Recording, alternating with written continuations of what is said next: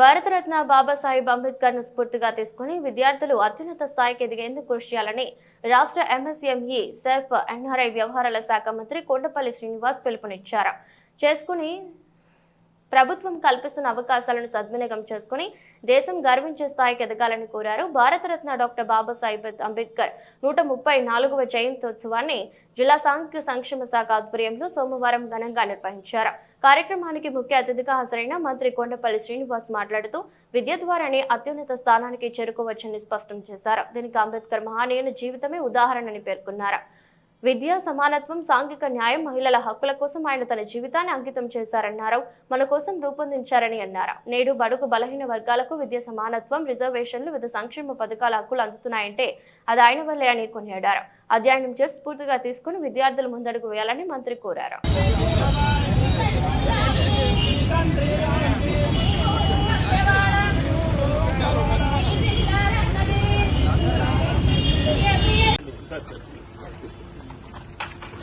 Best అండి మామిడి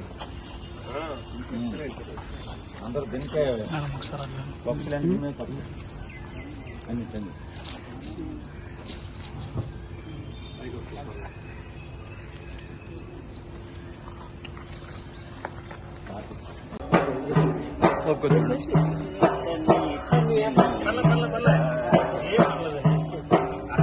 మనం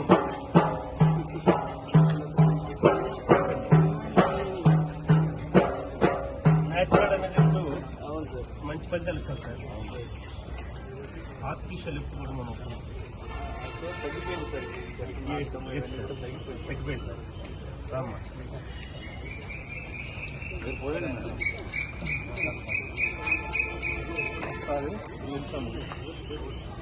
సార్ జేసీ గారు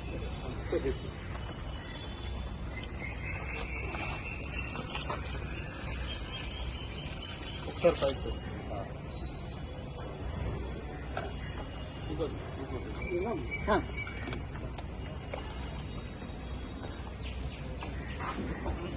సార్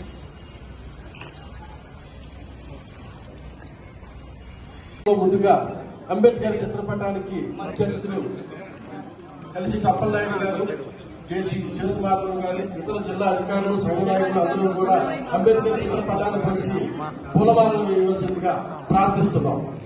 దయచేసి అందరూ జిల్లా అధికారులు, సంఘ నాయకులు, ఇతర పెద్దలు అందరూ కూడా ఆ కార్యక్రమంలో పాల్గొనవలసిందిగా మా హృదయపూర్వక విన్నపం.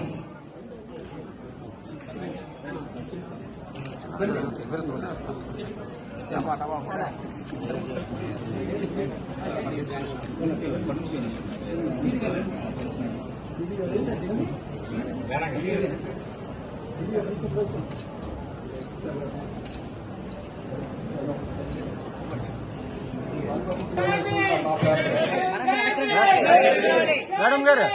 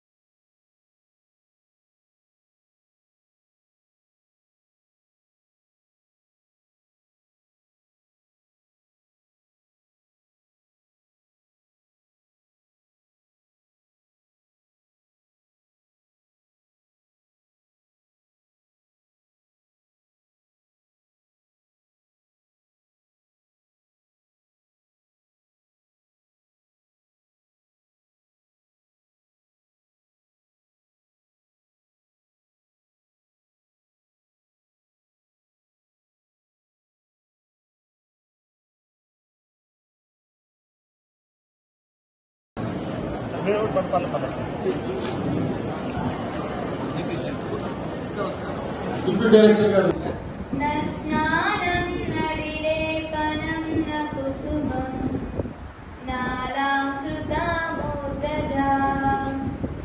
वाण्येका समलङ्करोति पुरुषं या संस्कृता धार्यते क्षीयन्ते ज्ञानम्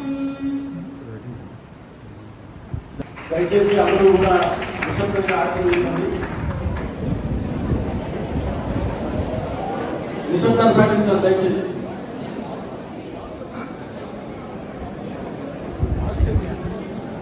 కార్యక్రమాన్ని ఈ సభను ఉద్దేశించి కార్మిక సంక్షేమ శాఖ ఉప సంచాలకులు జిల్లా కాదు మొత్తం యావత్తు ప్రపంచాన్ని తెలిసి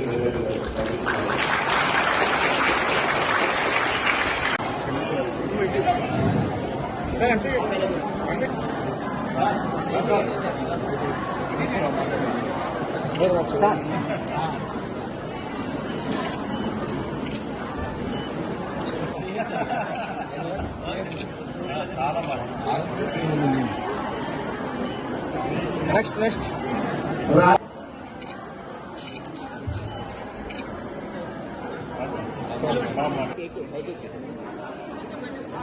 ఇలా చూడండి.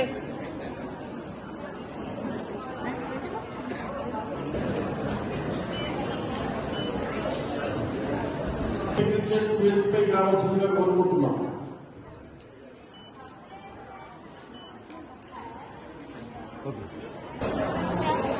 ఈ కార్యక్రమంలో నృత్య ప్రదర్శన చేయించినటువంటి మ్యూజిక్ టీచర్స్ అయినటువంటి విజయంపేట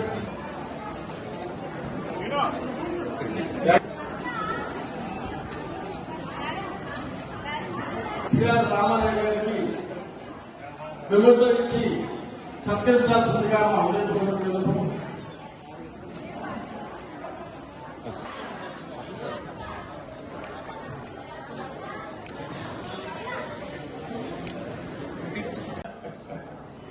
వాళ్ళకి ముద్ర వేసేస్తున్నారు. నేను ఒక్కటి చెప్పే ఎంత అవమానపడినా ఒక్కసారి గుర్తుని లెగాలంటే విద్య అవిద్య తాండవించినంత వరకు మన బ్రతుకులు ఇలాగే ఉంటాయి. నేను అర్థం చేసుకున్నది ఒకటి, నేను మొట్టమొదటి చదువుతానంటే మా వాళ్ళంతా వద్దు అన్నారు. దళితుడు నడివీధిలో నడవకూడదు, తల ఎత్తుకొని తిరగకూడదు, మూతికి ముంత ముడ్డికి కమ్మ. ఏమిటి దరిద్రం? మేమే పుట్టామా భారతదేశంలో? స్వర్ణ యుగం భరతమాత. ఒక్క ప్రపంచంలో భారత మాతకున్న గౌరవం ఇంకెక్కడా లేదు.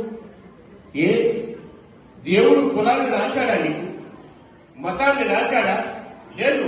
స్వశక్తితో పైకి వచ్చి వారు మహానుభావులు కావాలి అన్నారు.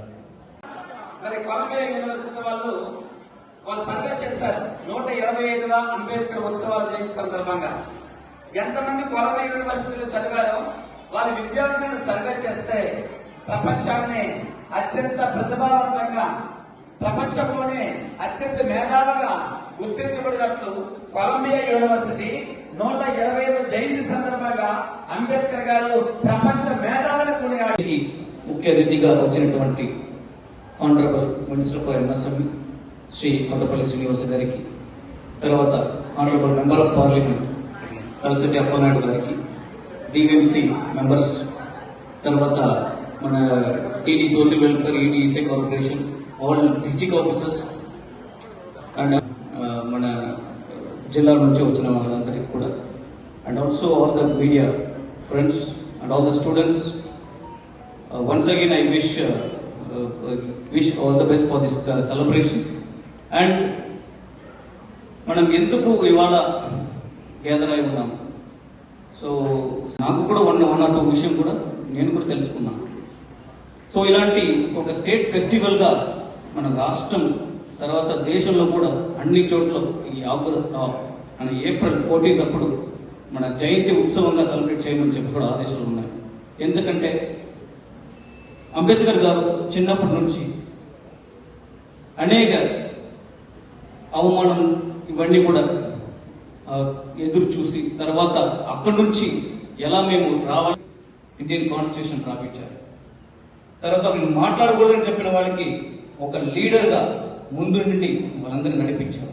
ఇలాంటి ఒక స్టాండింగ్ ఎగ్జాంపుల్ ఆయన చెప్పిన ఐడల్స్ ఎన్నో ఉన్నాయి. అందులో మన కాన్స్టిట్యూషన్ రాజ్యాంగం రాసినప్పుడు చాలా ఊరు తిరిగారు, చాలా దేశాల నుంచి వ్యత్యాసమైన కాన్స్టిట్యూన్సీస్ చూసి అందులో మాకు మన ఇండియాలో యూనిటీ డైవర్సిటీ ఉంటుంది, మాకు తగ్గినట్టు కొన్ని విషయాలు ఉన్నాయి. అంబేద్కర్ జయంతి సందర్భంగా చాలా విషయాలు మనం తెలుసుకున్నాం. ఈ రోజు కార్యక్రమానికి దీప్ గారు, జిల్లా కలెక్టర్ హోదాలో ఉన్న ఇన్ఛార్జి కలెక్టర్ గారు, వారికి social ED, SC corporation ED గారు, అలాగే రామస్వామి గారు, సిద్ధిబాబు గారు, అందరూ కూడా జేబీని తెలియజేసుకుంటూ, అలాగే పత్రికా మిత్రులకి, ఆఫీసర్స్కి, అలాగే అది ముఖ్యంగా పిల్లలు, విద్యార్థులందరూ కూడా ఆశీస్సులు తెలియజేసుకుంటూ, ఈరోజు ఈ కలయిక చాలా ఈ సమాజంలో ఎలా ఉండాలి, డాక్టర్ బిఆర్ అంబేద్కర్ గారు అనుసరించిన ఆశయాలు కానీ విధానాలు కానీ మనకి మేల్కొల్పే చాలామంది తెలుసు. కొంతమంది కూడా తెలిసిన విషయాలు చెప్పారు. ముఖ్యంగా విద్యార్థిని అరుంధతి ఎస్కోట గ్రామం, ఆమె మాట్లాడుతున్న సందర్భాలు చూస్తే చాలా విషయాలు అద్భుతంగా మాట్లాడింది.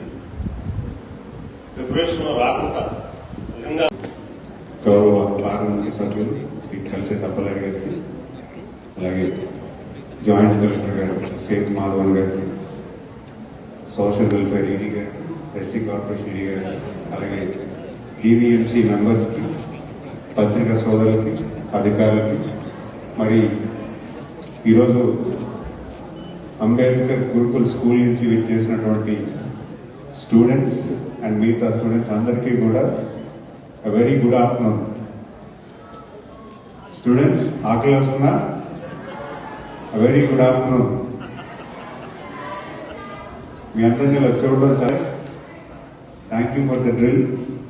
అండ్ స్టూడెంట్స్, కాలేజ్ స్టూడెంట్స్ కూడా ఉన్నారు. డెఫినెట్లీ చాలా విషయాలు ఇక్కడ మాట్లాడడం జరిగింది.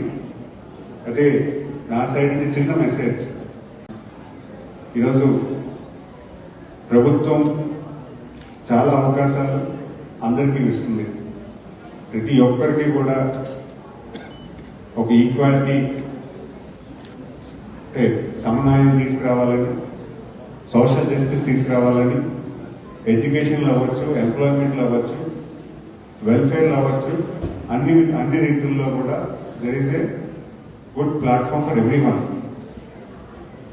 దాన్ని కల్పించినటువంటి సూత్రధారులు, కాన్స్టిట్యూషన్ ఎవరైతే రాశారో డాక్టర్ బిఆర్ అంబేద్కర్ గారు ఒకప్పుడు మనలో నుంచి వెళ్ళిన వాళ్ళే. ఒక చిన్న గ్రామం నుంచి ఆయన వెళ్ళిన వ్యక్తే. మరి ఈరోజు దేశ విదేశాల్లో కూడా ఆయన పుట్టినరోజు సెలబ్రేట్ చేసుకుంటున్నారంటే దానికి మూల కారణం ఎడ్యుకేషన్, చదువు.